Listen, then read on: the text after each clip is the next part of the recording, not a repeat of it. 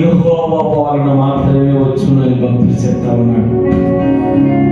నిజమే, మానవునికి సహాయం అనేది అది దేవుడి దగ్గర నుంచి వస్తే ఆ సహాయానికి విలువ, ఆ సహాయానికి ఒక విలువ. మనిషి అనుకుంటాడు, ఇదిగో నాకు దేవుని వల్ల ఈ సహాయం కలగలేదు,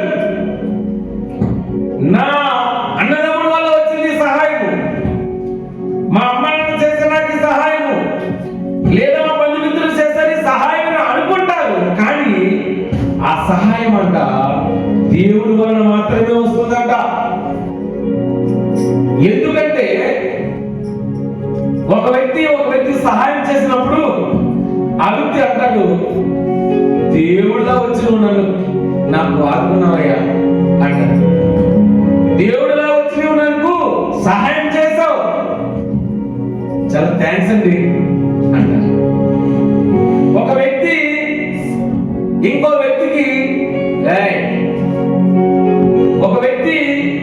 వ్యక్తికి వచ్చి సహాయం చేస్తానంటే దేవుడే వెళ్ళి ఆ హృదయంలోకి వెళ్ళి ఆ వ్యక్తి నువ్వు సహాయం చేయి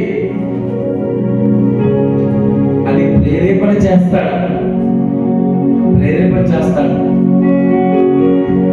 డిసెంబర్ 25వ తారీఖు వచ్చింది. డిసెంబర్ 24 నైట్ ప్రార్థనతో కూర్చున్నాం. క్రిస్మస్ జరపాలి, యేసయ్యా నీ పుట్టినరోజు జరిపించాలయ్యా, ఏం చేయాలి అర్థం కావలేదు. ఒక ముగ్గురు కూర్చొని నిర్ణయించుకున్నాం. ఏమనుకున్నాం, ఆదివారం ఆరాధన ఎలా జరుగుతాయి, కానీ డిసెంబర్ 25వ తారీఖున సంఘం మట్టుకే మనం ఎంతమంది వస్తే అంతమందికి భోజనాలు పెట్టుకుని యేసయ్య పుట్టినరోజులు జరుపుకుందాం అని అనుకున్నాం. కానీ ఒక చిన్న పాప వచ్చి అన్నది, మీరు అలా జరిగితే దేవుడి నామానికి మహిమ కలగదు. మనం మొత్తం ఈ ప్రాంతంలో అంతా జనాలకు అందరికీ చెప్పి వారికి భోజనాలు పెట్టి యేసయ్య సువార్తను వారికి ప్రకటించాలి, అప్పుడే బాగుంటది. అలాగైతే నేను వస్తాను, లేకపోతే రానయ్యా అంది. నాకు చాలా ఆశ్చర్యం అనిపించింది ఆ మాట. చూస్తే మన దగ్గర ఏమీ లేవు, నిజంగా నథింగ్, మన దగ్గర డబ్బులు లేవు, ఏమీ లేవు. అయినా క్రిస్మస్ ఎలా జరగాలి, ఎలా జరుగుతాం? ప్రార్థనలో కూర్చొని కన్నీటితో అడుగుతున్నాం, యేసయ్యా నీ జన్మదిన వేడుకలు జరుపుకోవాలనుకుంటున్నామయ్యా, మాకు ఒక సహాయం.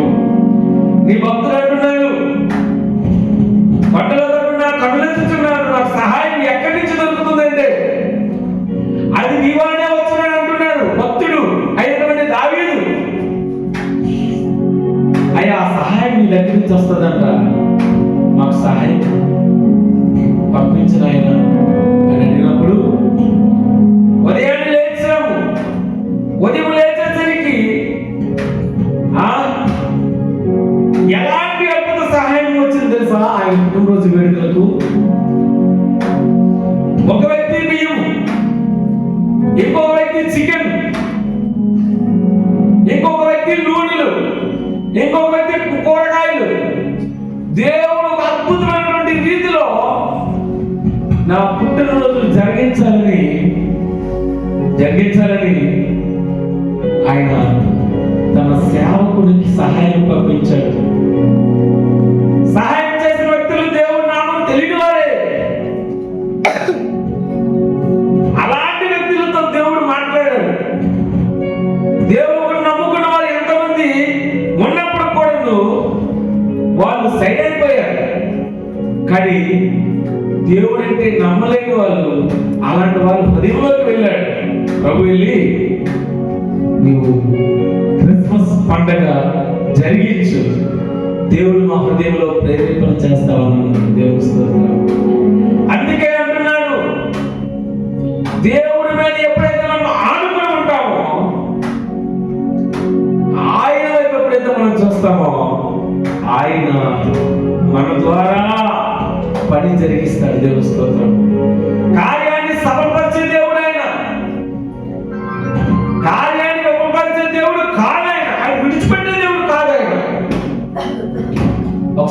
దేవుని వాక్యం ఒకసారి మనం చూసినట్లయితే 28వ కీర్తన 6వ అధ్యాయం 6వ వచనం, 28వ కీర్తనలో 6వ వచనం మనం ఒకసారి చదవదాం.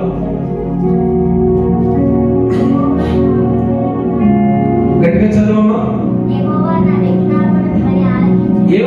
నా విజ్ఞాపన ధ్వని ఆలకించును, ఆయనకు స్తోత్రము కలుగును గాక. ఎవరికి స్తోత్రము? దేవునికి స్తోత్రము కలుగును గాక. మన విజ్ఞాపనట దేవుడు వింటారంట. మన విజ్ఞాపన ఎలా ఉండాలో తెలుసా? నా ప్రభువా, నా పరిస్థితి ఎలా ఉంది, నా కుటుంబ పరిస్థితి ఎలా ఉంది, నా ఉద్యోగ పరిస్థితి ఎలా ఉంది, నా చదువు పరిస్థితి ఎలా ఉంది, నేను సరిగా చదవలేకపోతున్నాను, ఇగో నా కుటుంబాన్ని నడిపించలేకపోతున్నాను, ఇగో నేను అన్ని రంగాల్లో ఫెయిల్ అయిపోతున్నాను, నాకు నీవు సహాయం దొరికితే, నీవు సహాయం ఇస్తే అని దేవుని సన్నిధిలో విజ్ఞాపన చేయగలిగితే, హృదయపూర్వకంగా విజ్ఞాపన ఎప్పుడైతే మనం చేస్తామో అప్పుడట దేవుని సన్నిధి నుంచి సహాయం దొరుకుతుంది. దేవుని స్తోత్రం. అటువంటి గొప్ప దేవుని మనము కలిగి ఉన్నాం. దేవుడు ఏ సమయంలో ఎలా చేయాలో దేవుడే జ్ఞానం ఇస్తాడు, దేవుడే సహాయం చేస్తాడు. ఒక పక్షంట బాగా పడుతున్నటువంటి వరిసే మధ్యలో వెళ్ళి ఒక దాని యొక్క స్థావరం ఏర్పరచుకుందంట. దాని యొక్క పట్టు పెట్టుకొని గూడు, ఆ గూడులో పిల్లలు ఉన్నాయంట. రోజు బయటికి వెళ్ళేదంట, ఆహారం తీసుకొచ్చేదంట, పిల్లలకి ఇచ్చేదంట. ఒక రోజు అంట పిల్లల మొహంలో ఏదో తెలియని కలవరం కనిపించిందంట. కలవరం కనిపిస్తున్నప్పుడు తల్లిపక్షి అన్నదాడు పిల్ల పక్షుల్ని, ఏమమ్మా అలా ఉన్నారు, ఏమైంది? అమ్మమ్మ నువ్వు బయటికి వెళ్ళిపోయినప్పుడు రైతు వచ్చి కూలి వాళ్ళకి ఫోన్ చేసినమ్మా, రేపు మీరు ఎప్పుడు వస్తారు, కోత కొయ్యాలి, పంట రెడీగా ఉంది, మీరు ఎప్పుడు వస్తారు, త్వరగా రండి అన్నాడమ్మా. అందుకే మా భయం వేస్తుంది. ఓహో అవునా, ఏం కాదులే అనుకొని మరలను పనికి వెళ్ళిపోయినాడు. మరల వెళ్ళిపోయిందట ఆ తల్లి పక్షి ఆహారం అతనికి. మరుసటి రోజు ఎత్తినప్పుడట మరుసటి రోజు ఇంకా భయపడతానంట పిల్ల పక్షులు. ఆ తల్లి పిల్ల పక్షులు అన్నదట, ఏమమ్మా ఈ రోజు కూడా అలాగే ఉన్నారు? అమ్మ రైతు వచ్చాడమ్మా, వాళ్ళ అబ్బాయికి ఫోన్ చేశాడు, అరే ఎక్కడున్నావు, రారా, వరిసేను కోయించాలి, నువ్వు త్వరగా రా అంటున్నాడు. వరిసేను కోస్తే మరి మన ఇల్లు ఏమవుతుంది, చేతి మధ్యలో కట్టేసుకున్నాం, అందుకే భయం వేస్తుందమ్మా. ఏం కాదు, భయపడద్దని చెప్పేసి మళ్ళా తల్లి పక్షి వెళ్ళిపోయిందంట. మరుసటి రోజు కూడా అలాగే వెళ్ళిపోయేసరికి ఇంకా ఏడుస్తున్నాయంట. ఏడుస్తూ ఉన్నప్పుడు ఏమైంది, అమ్మమ్మ ఈ రోజు ఎలా అయినా సరే రైతు అంటున్నాడు, ఈ రోజు నేను వ్యవసాయం ఈ వరిసేను కోసేయాలి అంటున్నాడమ్మా, అందుకే భయం వేస్తుందనేసరికి అప్పుడు తల్లి పరిస్థితున్నాడంట, పదం వెళ్ళిపోదాం అని చెప్పేసి తుర్రున ఎగిరిపోయి వేరే ప్రాంతానికి వెళ్ళి కొత్త గూడు కట్టుకున్నాయంట. కొత్త గూడు కట్టుకున్నప్పుడట పిల్లలు అడిగారు, అమ్మా ఏంటమ్మా ఫస్ట్ చెప్పాము వినలేదు, నువ్వు రెండోసారి చెప్పాము వినలేదు, రైతు చెప్పేసరికి ఎందుకు వచ్చినసరికి అప్పుడు అన్నారంట తల్లి పరిస్థితి. ఆ రైతు మొదట కూలీల మీద ఆధారపడ్డాడు, కూలీలు రాడు, కొడుకు మీద ఆధారపడ్డాడు, రాడు, తనే ప్రారంభించాలని ప్రయత్నం చేశాడు, అది సక్సెస్ అవుతుంది. అందుకే నేను మీ స్థావరాన్ని కొత్త ప్లేస్ కి మార్చాను అన్నమాట. ఈ కథను మనం ఒకసారి ఆలోచన చేసినట్లయితే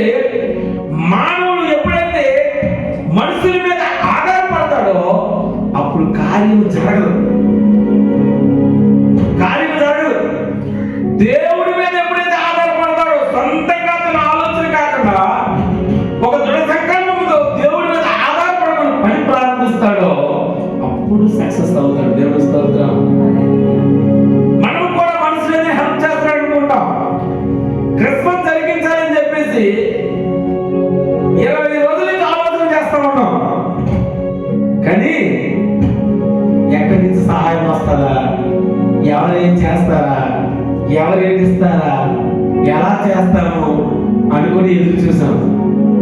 కానీ అది జరగలే. ఎప్పుడైతే ప్రార్థన చేసుకొని ఇంకా స్టార్ట్ చేయాలి అని ఒక దృఢ సంకల్పం ఎప్పుడైతే మనం పెట్టుకున్నామో, దేవుడు అద్భుత రీతిగా తన నామాన్ని మహిమపరుచుకున్నాడు. గెస్ట్లు ఎక్కడి నుంచి వాడు దూరమైన శ్రీముఖలింగ ప్రాంతాల నుంచి, కానీ దూరంగా ఉన్నటువంటి గెస్టులు పిలిస్తే దూరం వాళ్ళు దగ్గర తెచ్చేసాడు దేవుడు. స్తోత్రం. దేవుడు నామానికి మహిమకరంగా అద్భుతంగా వందల మందికి 10 సంఖ్యలో భోజనం పెట్టుకుని పండగ జరిపించుకోవాలన్న ఆలోచన మనకుంటే, దేవుడట వందల మందికి భోజనం పెట్టుకుని తన పుట్టినరోజు మీరు జరిగించని చెప్పేసి దేవుడు పూనుకొని ఉన్నాడు. దేవుడి సహాయం మన దగ్గరికి వచ్చింది. అందుకే దేవుడి వాక్యం ఎలా సెలవిస్తుంది, మనుషులను ఆశ్రయించడం కంటే యెహోవాను ఆశ్రయించుట మేలు. ఆ మేలు దేవుని ఆశ్రయిస్తే మన దగ్గరికి వస్తుంది. దేవుడు ఎంత గొప్ప దేవుడు అంటే, ఆయన ప్రేమ గురించి మనమైతే వివరించలేము. ఆయన అంటాడు యేసయ్య గ్రంథం 41:10 ఆయన అంటాడు, భయపడకుడి, నేను నీకు తోడై ఉన్నాను. భయపడకు, నేను నీ దేవుడును, నేను నిన్ను బలపరుతును, నేను నీకు సహాయం చేయను. నేను నిన్ను బలపరుస్తానయ్యా. మనుషులు నిన్ను ఎన్నడూ బలపరచలేదు. దేవుడు నేను మిమ్మల్ని బలపరుస్తాను. ఒక కుటుంబంలో ఒక ఇబ్బంది జరిగితే, లేదా ఒక అనారోగ్యం పాలైపోతే మనుషులందరూ వెళ్ళి అయ్యో అయిపోయిందా అని చెప్పేసి పళ్ళు కాయలు ఇచ్చేసి వచ్చేస్తా ఉంటారు. కానీ ఆ రోగాన్ని వెళ్ళిన చుట్టాలు కానీ బంధువులు కానీ తీర్చలేదు. అది ఎక్కడి నుంచి వస్తుంది తెలుసా? అది దేవుడి నుంచి రావాలి. దేవుడే రక్షించాలి మనిషిని, దేవుడే ఓదార్చాలి, దేవుడే బలపరచాలి. అప్పుడే మనుషుడు లేచి నిలబడగలడు. అందుకే దేవుని వాక్యం అలా అంటుంది, మనుషులను ఆశ్రయించడం కంటే యెహోవాను ఆశ్రయించుట మేలు. ఆయన అంటాడు, భయపడకు, నేను మీకు తోడై ఉన్నాడు అంటున్నాడు. యవనస్తులారా, దేవుడు మీకు తోడై ఉన్నాడు, మర్చిపోవద్దు. ఆయన అంటాడు, నా చిత్తము లేనిది నీ తల వెంట్రుక కూడా కింద పడదు. మీరు బాగా చదువుకోవాలనుకుంటున్నారా? మీ జ్ఞానం కొద్దుగా ఉందా? నన్ను అడగండి, నేను మీకు ఇస్తానంటున్నాను. జ్ఞానం ఒకరు తక్కువ ఉంటే, యేసయ్యా నా జ్ఞానం ఏదంటే, దేవుడు మీకు జ్ఞానం ఇవ్వడానికి సిద్ధం. ఆయన అంటాడు, ఆయన దేవుడు తెలుసా, జ్ఞానులు సిగ్గుపరచడానికంట దరిద్రులు ఎన్నుకున్నాడట. ఆయన యేసయ్య శిష్యులు ఎవరు తెలుసా? చేపలు పట్టే జాలరులు. వాళ్ళకి చదువు లేదు, వాళ్ళకి విద్య లేదు. విద్య లేని పాపలను ఎన్నుకొని భూలోకాన్ని అతలాకుతలం కదిపేశారు తెలుసా? జ్ఞానవంతులు. ఆయన అంటాడు, జ్ఞానవంతుల కోసం ఆయన రాలే, పాపం చేసేవారి కోసం వచ్చాడు. పాపం చేస్తే నలిగిపోతున్న వారి కోసం, దిలి లేని వారిని ఎన్నుకోవడానికి ప్రభు ఈ భూలోకంలోకి వచ్చాడు మానవులుగా. ఎంత తగ్గించుకొని వచ్చాడు తెలుసా? ఆయన భూమి మీద పుట్టి పశువుల తొట్టులో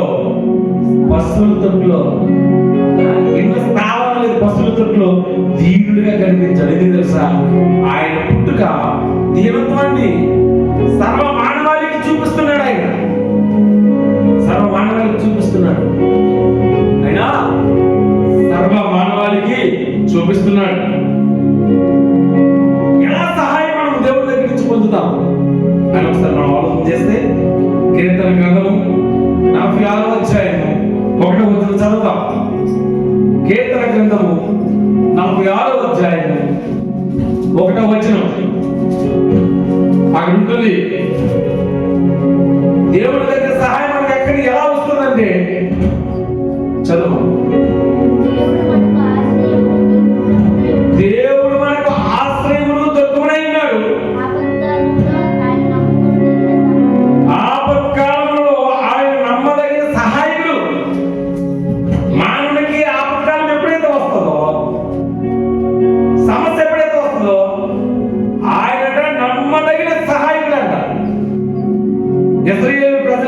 పట్టుకొని మోసే వెళ్తున్నాడు.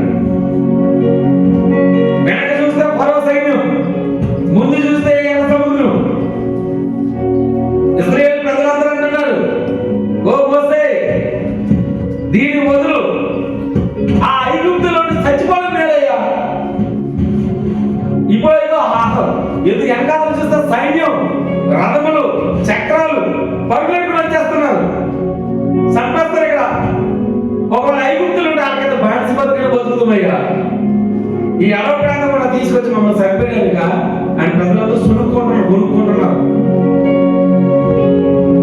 మోసే, అయ్యా నా ఆపత్కాలంలో సహాయకుడు నీవు, ఈ సహాయం నాకు కావాలని ప్రార్థన చేస్తే మోసే ఎర్ర సముద్రం చేయి ఎప్పుడైతే చూపించాడో ఎర్ర సముద్రం 2 పాయలుగా విడిపోయింది. దేవుని స్తోత్రం. ఎర్ర సముద్రం 2 పాయలుగా విడిపోయి ఆరిని నేలలో నడిచి వెళ్ళాడు. మోసే నడుస్తూ ఉంటే వెనకాల ఇశ్రాయేలు ప్రజలందరూ నడుస్తూ ఉన్నారు. ఇటు అటు నీరు గోడల కట్టి నిలబడిపోయిన నీరు. అవతలకు వెళ్ళిన తర్వాత మరి వీళ్ళైతే అవతలకు వెళ్ళిపోయారు. మరి వెనకాల ఫరో సైన్యం ఉంది కదా, వాళ్ళు కూడా గుర్రాలతో రథాలతో ఆ సముద్రం మధ్య నుంచి వస్తా ఉన్నారు. ఈ చివరికి ఈలోగా ఇశ్రాయేలు ప్రజలందరూ అవతలకు వెళ్ళిపోయి నీ చేయి దించినప్పుడు చేయి దించితే సముద్రం మొత్తంతో కొట్టుకుని వెళ్ళిపోయారు. అందరూ చచ్చిపోయారు. దేవుని స్తోత్రం. ఆయన ఆపత్కాలం సహాయం చేసే సహాయకుడు ఆయన. అలాంటి దేవుడు మనము కలిగి ఉన్నాం. అలాంటి దేవుడు మనము కలిగి ఉన్నాం. ఒకసారి మనం హెబ్రీయులు 4:16 ఒకసారి చూద్దాం. హెబ్రీయులు 4:16, హెబ్రీయులు రాసిన పత్రిక 4:16, గలతీయులు 6:2 ఒకసారి మనం చూద్దాం. ఒక్కరికొకరు కనికరంతో మనము ముందుకు వెళ్ళాలట. వింటున్నారా? నాయన చూడండి ఒకసారి.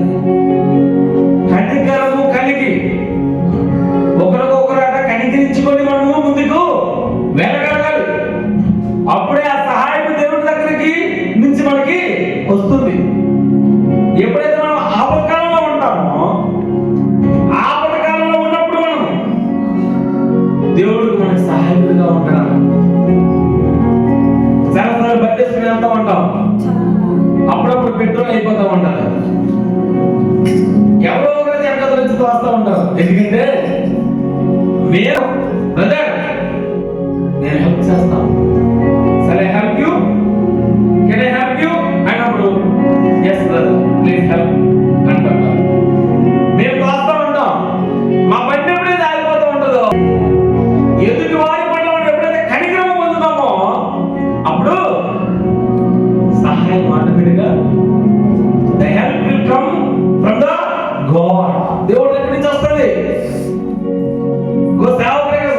సువార్త చేస్తా ఉన్నాడు, ఇక సేవ చేస్తా ఉన్నాడు. దేవుడి సన్నిధికి ఆహారం పంపించాలి. అనేక మంది ఆహారం తీసుకుని ఇక్కడికి వస్తూ ఉంటారు. స్ట్రగ్లింగ్, వారు ఎప్పుడైతే స్ట్రగ్లింగ్ లో ఉంటారో, when there crisis, God should send the help through the people. ఎప్పుడైతే వాళ్ళు స్ట్రగ్లింగ్ లో ఉంటారో అప్పుడు దేవుడు వాళ్ళకి సహాయం పంపిస్తా ఉంటాడు. ఎందుకంటే దేవుడికి సహాయం వాళ్ళు పంపిస్తున్నారు దేవుడి సన్నిధికి. కనికరించిన వారట యెహోవాకు అప్పించేవారట. దేవుడి సన్నిధికి ఎవరైతే వేస్తారో వాళ్ళు దేవుడికి అప్పిస్తున్నట్టే లెక్కట. అప్పించడం వల్ల మనం తీసుకుంటాం కదా, మనం తీసుకుంటాం. నిజం, బైబిల్లో కూడా జరిగింది. ఒక పేద విధవరాలు, దేశం అంతా కరువు ఉంది. ఒక సేవకుడు వెళ్ళాడు, దైవజనుడు. సేవకుడికి చక్కగా ఉన్న పిండల్లా పిసికేసి చక్కగా రొట్టెలు చేసి ఇచ్చింది. ఒక సేవకురాలు మీద మితి కట్టేసింది. సేవకుడు వస్తున్నప్పుడు సేవకుడికి మనము సహాయం చేయాలి, సేవకుడు మనం ఆదుకోవాలని చెప్పేసి మితి కట్టి నిధి మీద దీపం పెట్టి ఉంచింది.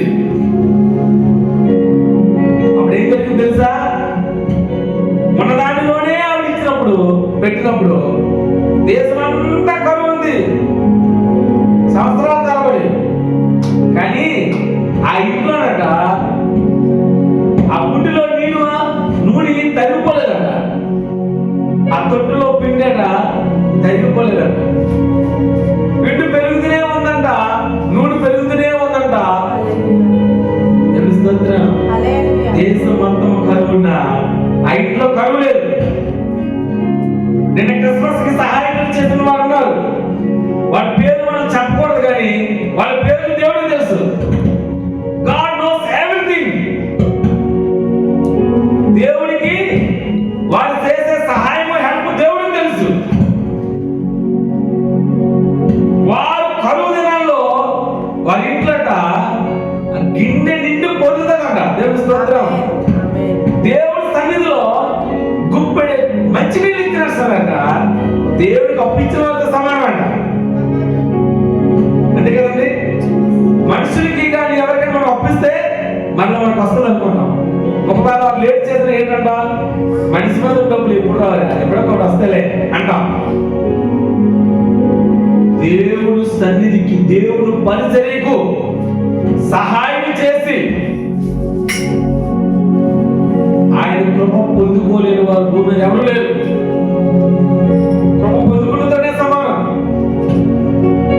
వారి దుఃఖినట్లు, వారి వ్యాపారాలు, వారి ఇల్లు, వారి బిడ్డలు, వారి పిల్లల పిల్లల పిల్లల తరతరాల మీద ఆశీర్వాదం వెళ్ళిపోతుంది. దేవుడి స్తోత్రం. అటువంటి సహాయము మనుషుల నుంచి రాకపోవచ్చు, కానీ దేవుడి నుంచి వాళ్ళకి వెళ్తుంది. దేవుడి స్తోత్రం. ఏర్పడి గ్రామంలో అడుగుపెట్టినప్పుడు సేవకి ఏర్పడి ఎందుకు వెళ్ళవు అన్నారు అనేక మంది. ఏర్పడిలో సేవ చేయలేవు అన్నారు.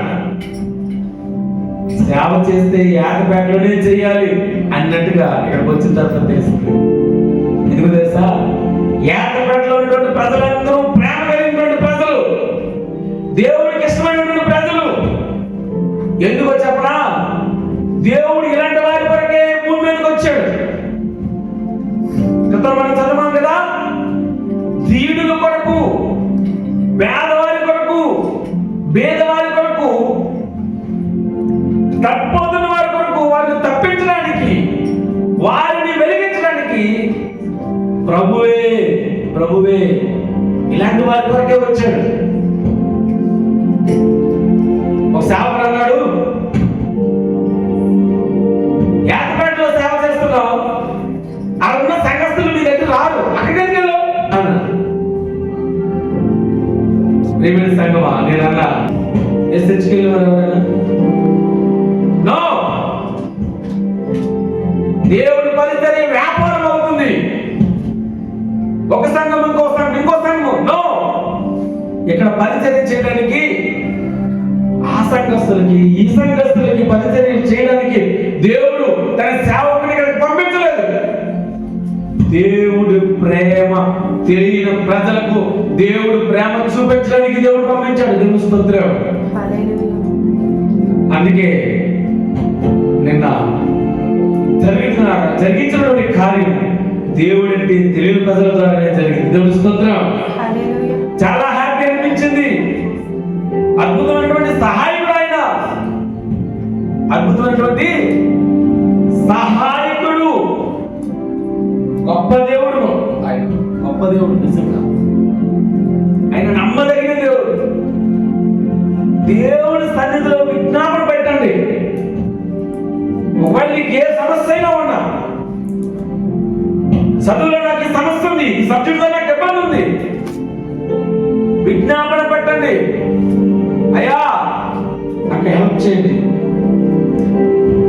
వ్యాపారంలో సమస్య అవుతుంది,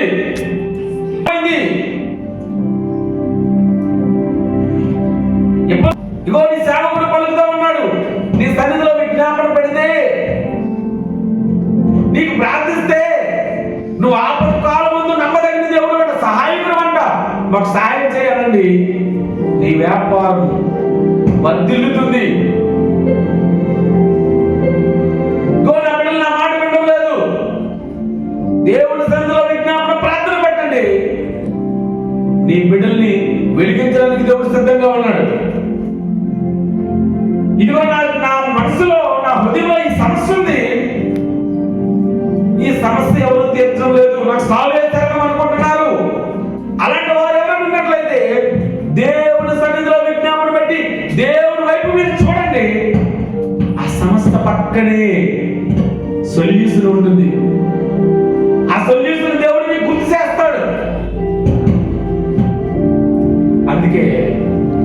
దేవుడి సన్నిధిలోనంట ఒక్క దినము గడుపుటకు 1000 దినములు శ్రేష్టం. అటువంటి శ్రేష్టత మనం కలిగి ఉన్నాం. సో దేవుడి వైపు మనం చూడాలి, మనుషుల వైపు చూడద్దు. మనుషులు బలపరుస్తారన్నట్టు కనబడతారు కానీ మనుషులు బలపరిచింది అంతవరకు అది ఉండదు. ఒకసారి మనం దేవుని వాక్యం చూసినట్లయితే ఫిలిప్పీయులకు రాసిన పత్రిక 4:13. ఫిలిప్పీయులకు రాసిన పత్రిక, ధైర్యం తెచ్చుకోమంటున్నాడు ప్రభు, ధైర్యం తెచ్చుకోమంటున్నాడు. ఫిలిప్పీయులకు రాసిన పత్రిక 4:13. Philippians chapter 4:13. నన్ను బలపరిచిన వాని యందు నేను సమస్తము చేయగలను. నన్ను ఎవరైతే బలపరుస్తారో నేను సమస్తము చేయగలను. బలపరిచేవారు ఎవరు? దేవుడు మాత్రమే బలపరచగలడు. ఆయన బలపరుస్తాడ, సమస్తము చేయగలడు. అర్థమవుతుందా? మనుషులు బలపరిస్తే కొద్దిగా చేస్తున్నామో, బంధుమిత్రులు బలపరిస్తే కొంచెం చేస్తున్నామో, కానీ దేవుడు బలపరుస్తాడు, సమస్తము చేయగలరు. దేవుని స్తోత్రం, దేవుని స్తోత్రం. కనుక ఏమనొస్తున్నారా? మీ ప్రేమ ఆయనకి కావాలి.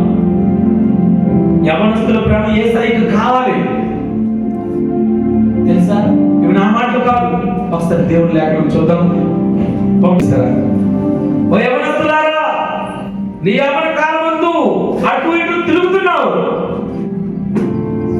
కానీ మీరు అనుకుంటారు తెలుసా, మీ ప్రవర్తనలోను చాలా మంది యవనస్తులకు మాట తీరు తెలియదు. కాలేజీలో ఉన్నప్పుడు, గేమ్స్ ఆడుతున్నప్పుడు పచ్చి బూతులు, దోసరకరమైనటువంటి మాటలు, మాట ద్వారా పట్టుబడిపోతారు. చాలా జాగ్రత్తగా ఉన్న యవనస్తులు. మీరంటే చాలా ఇష్టం ప్రభువుకి. మీరు దేవుడు రాజ్యానికి వారసులు అవుతారు. యవన కాలంలో మీరు ఉన్నప్పుడు మీరు దేవుడి వైపు ఎప్పుడైతే మీరు చూడగలుగుతారో మిమ్మల్ని ప్రపంచానికి పరిచయం చేస్తారు దేవుడు. తెలుసా? ఈ బల్బ్ కనిపెట్టినటువంటి వ్యక్తి ఎవరు? Thomas Alva Edison. దేవుడి ప్రేమానికి తెలియదు. తెలుసా? దేవుడి ప్రేమానికి తెలియదు. కానీ తన తల్లి ప్రార్థన ద్వారా దేవుడి ప్రేమ తెలుసుకొని దేవుడి సన్నిధిలో ఉండి ప్రయత్నం చేశాడు. 100 సార్లు ప్రయత్నం చేశాడు. ఏ ముక్కను ఆధారం చేసుకుని తెలుసా?